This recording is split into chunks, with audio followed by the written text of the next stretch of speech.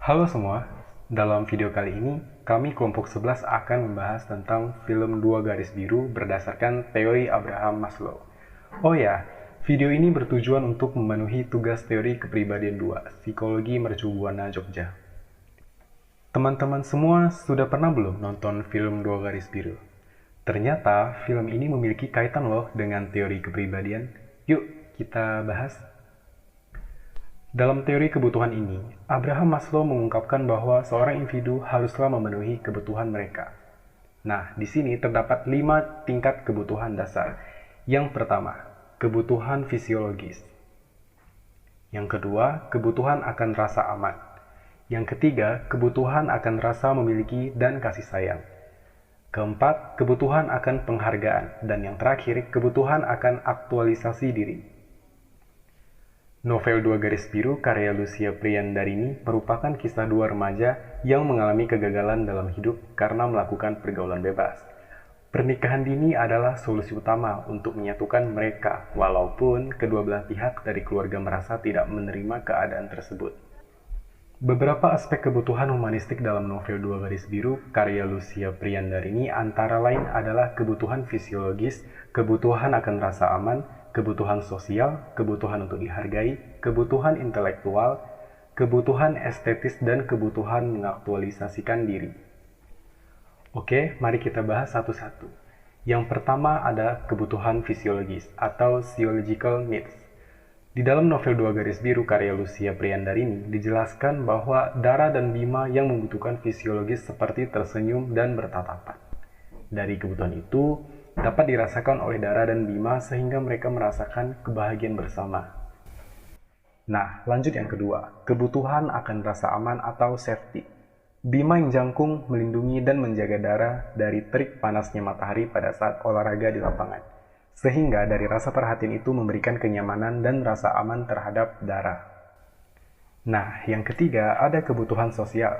Bima yang biasanya bergabung dengan teman tongkrongannya dan menyapa tetangganya yang setiap Bima melewati jalan menuju rumahnya. Nah, namun sejak kejadian itu, Bima hanya terdiam dan membisu untuk tidak ikut bergabung dengan teman sebayanya dan tak lagi menyapa tetangga rumahnya.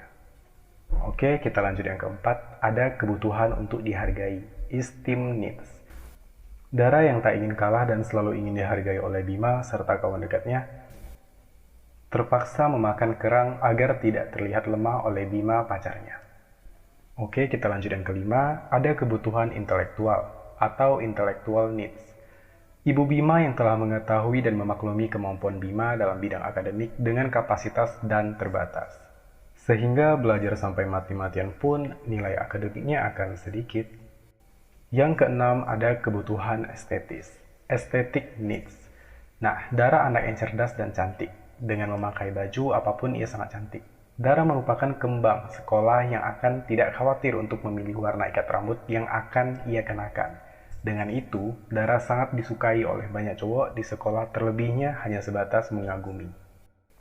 Dan yang terakhir, ada kebutuhan mengaktualisasikan diri atau self-actualization.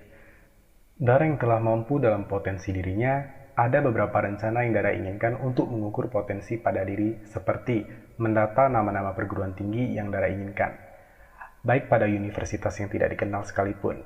Dari kesekian pendataan, perguruan tinggi yang Dara pilih semuanya di negara Korea. Selain Dara yang selalu mengidolakan artis Korea, Dara juga menginginkan tinggal di Korea dan mempunyai masa depan. Nah, teman-teman semua, kesimpulannya adalah aspek psikologis dalam tokoh utama novel Dua Garis Biru karya Lucia Priyandarini menurut teori Abraham Maslow dapat disimpulkan bahwa kebutuhan fisiologis dalam novel Dua Garis Biru karya Lucia Priyandarini dijelaskan bahwa Bima memenuhi kebutuhan fisik berupa seks, tidur, makan, dan minum.